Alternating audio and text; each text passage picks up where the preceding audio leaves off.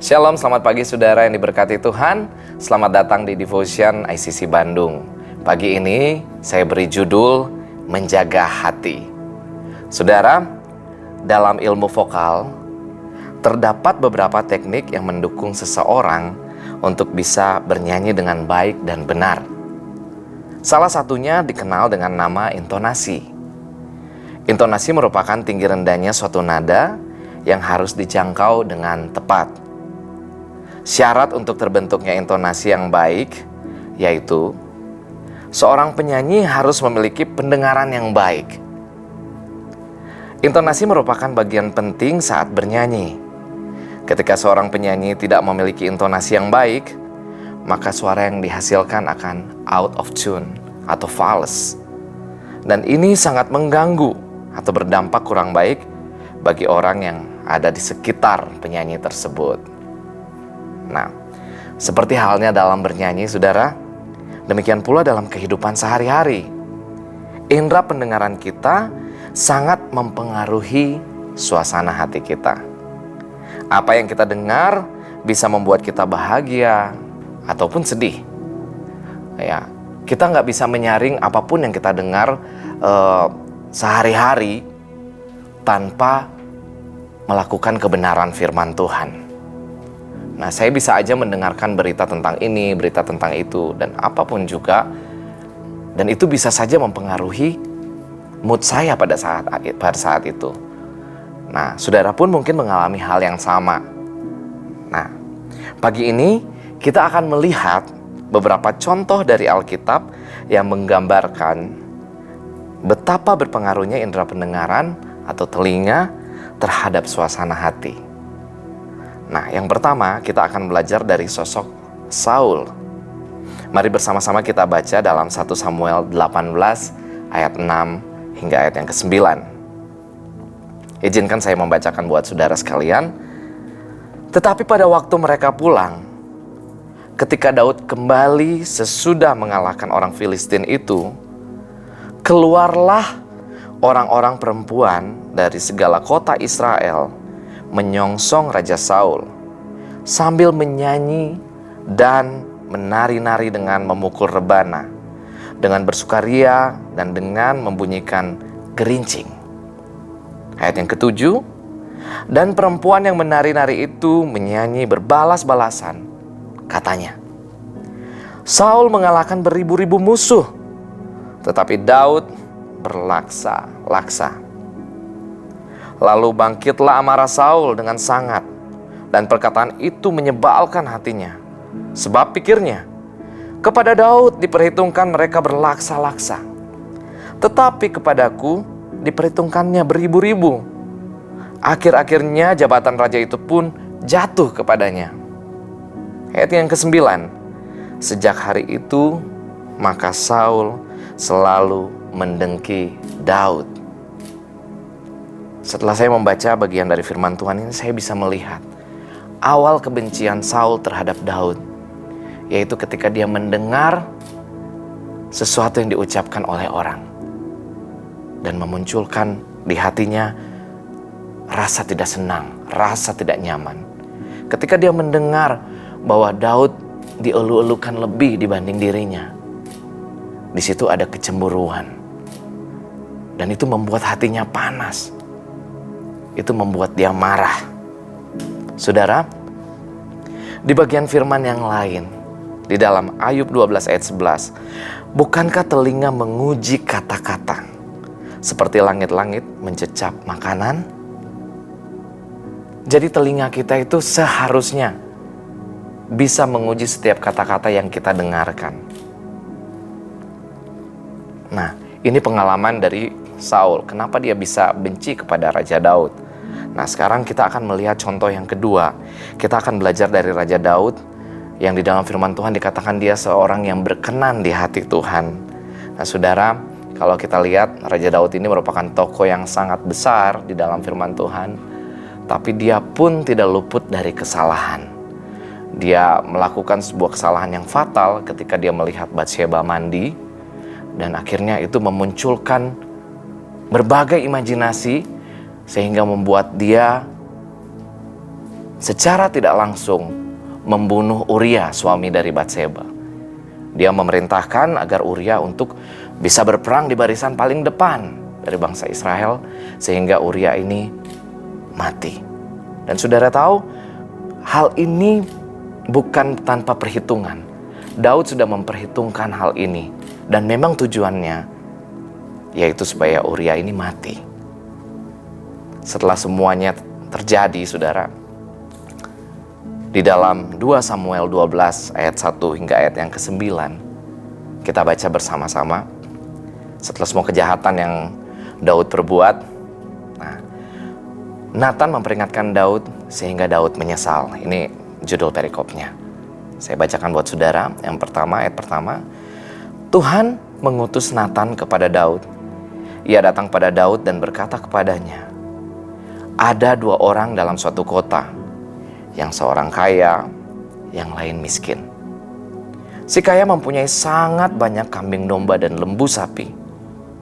Si miskin tidak mempunyai apa-apa, selain dari seekor anak domba betina yang kecil, yang dibeli dan dipeliharanya. Anak domba itu menjadi besar padanya bersama-sama dengan anak-anaknya, makan dari suapnya dan minum dari pialanya, dan tidur di pangkuannya, seperti seorang anak perempuan baginya. Pada suatu waktu, orang kaya itu mendapat tamu, dan ia merasa sayang mengambil seekor dari kambing dombanya atau lembunya untuk memasaknya bagi pengembara yang datang kepadanya itu. Jadi, ia mengambil anak domba betina kepunyaan si miskin itu dan memasaknya bagi orang yang datang kepadanya itu. Di ayat yang kelima, saudara, lalu Daud menjadi sangat marah karena orang itu, dan ia berkata kepada Nathan, demi Tuhan yang hidup, orang yang melakukan itu harus dihukum mati. Dan anak domba betina itu harus dibayar gantinya 4 kali lipat, karena ia telah melakukan hal itu, dan oleh karena ia tidak kenal belas kasihan. Kemudian berkatalah Nathan kepada Daud. Kita perhatikan bersama-sama ya. Engkaulah orang itu. Beginilah firman Tuhan Allah Israel. Akulah yang mengurapi engkau menjadi raja atas Israel. Dan akulah yang melepaskan engkau dari tangan Saul. Telah kuberikan isi rumah tuanmu kepadamu, dan istri-istri tuanmu ke dalam pangkuanmu. Aku telah memberikan kepadamu kaum Israel dan Yehuda.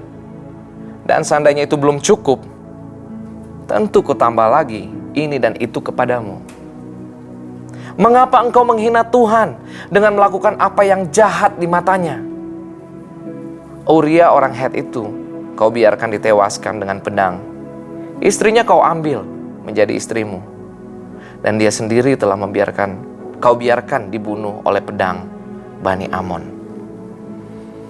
Saudara, mungkin saat Daud melakukan pelanggaran di hadapan Tuhan itu, dia pikir ini ya diam-diam saja, tersembunyi. Tapi satu hal yang kita lihat di sini, bahwa Tuhan semuanya terbuka di hadapan Tuhan.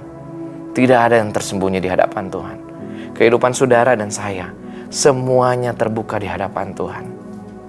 Dan ketika kita lihat hal ini dilakukan oleh Raja Daud, dan Nabi Nathan menegur dia. Yang tadinya dia emosi banget, dia marah dengan peristiwa yang terjadi yang diceritakan oleh Nabi Nathan. Dan ketika Nabi Nathan katakan, kamulah orangnya. Kebayang gak saudara?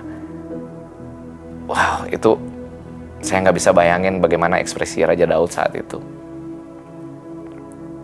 Dan saudara tahu, di dalam bagian ayat firman Tuhan yang setelahnya, 2 Samuel 12 ayat 13. Ini respon dari Raja Daud ya. Lalu berkatalah Daud kepada Nathan, aku sudah berdosa kepada Tuhan. Dan Nathan berkata kepada Daud, Tuhan telah menjauhkan dosamu itu, engkau tidak akan mati. Nah, kita melihat di sini bagaimana respon seorang Raja Daud ketika dia ditegur oleh kebenaran firman Tuhan. dia merespon dengan mendengarkan setiap teguran itu. Saudara, bagian firman Tuhan di dalam Amsal 15 ayat 31 mengatakan, orang yang mengarahkan telinga kepada teguran yang membawa kepada kehidupan akan tinggal di tengah-tengah orang bijak. Sekali lagi saya bacakan untuk saudara sekalian, Amsal 15 ayat 31. Orang yang mengarahkan telinga kepada teguran yang membawa kepada kehidupan akan tinggal di tengah-tengah orang bijak. Dari dua tokoh tadi kita bisa belajar bagaimana mereka merespon apa yang mereka dengarkan. Waktu Saul mendengarkan sesuatu hal yang membuat dia marah, dia mengikuti kemarahannya sehingga membuat hatinya panas. Sedangkan waktu Raja Daud mendengarkan sesuatu yang teguran, bersifat teguran, dia merendahkan hatinya dan dia meminta ampun kepada Tuhan. Saudara, ditegur itu gak enak. Ditegur itu gak enak. Tapi ketika kita punya hati, ketika kita punya firman Tuhan, maka kita akan tahu menyaring mana yang sesuai dengan kebenaran firman Tuhan. Kita bisa mendengarkan apa saja di luar sana, tapi kita bisa menyaring, merespon dengan positif, dan respon terbaik adalah sesuai dengan kebenaran firman Tuhan. Saudara, apapun yang kau dengarkan saat-saat ini, mungkin kita banyak informasi ini, informasi itu, dan sebagainya. Banyak hal yang membuat kita mungkin jadi takut, mungkin menjadi sedih, dan sebagainya. Mari gunakan telinga kita untuk mendengar segala sesuatu, merespon segala sesuatu sesuai dengan kebenaran firman Tuhan. Nah, sehingga hati kita bisa mengekspresikan hal-hal yang baik, hal-hal yang berkenan di hadapan Tuhan. Dan saudara, di bagian firman Tuhan yang lain, di Amsal 4 ayat 23, jagalah hatimu dengan segala kewaspadaan, karena dari situlah terpancar kehidupan. Bagaimana cara kita menjaga hati kita? Pertama, kita harus menjaga dulu pendengaran kita. Apapun yang kita dengarkan, saring itu sesuai dengan kebenaran firman Tuhan. Sehingga hati kita bisa terjaga dan bisa terpancar nilai-nilai kehidupan dari hidup kita. Demikian firman Tuhan pagi hari ini. Bersama-sama kita satu dalam doa. Kami percaya Tuhan, Kau Allah yang menjaga hidup kami Tuhan.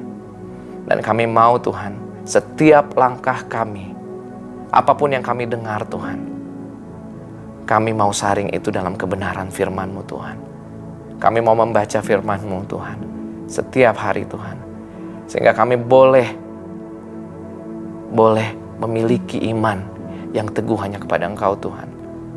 Dan setiap apapun yang kami dengarkan Tuhan, boleh menjadi hal yang baik Tuhan. Boleh membawa pengaruh yang baik terhadap hati kami Tuhan. Sehingga kami pun boleh memancarkan kasih-Mu Tuhan dimanapun kami berada. Ajar kami Tuhan untuk menyaring setiap apa yang kami dengar. Terpujilah Engkau Tuhan. Di dalam nama Yesus kami berdoa dan bersyukur. Haleluya. Amin. Demikian devotion pada pagi hari ini saudara. Sampai jumpa di devotion selanjutnya. Tuhan Yesus memberkati.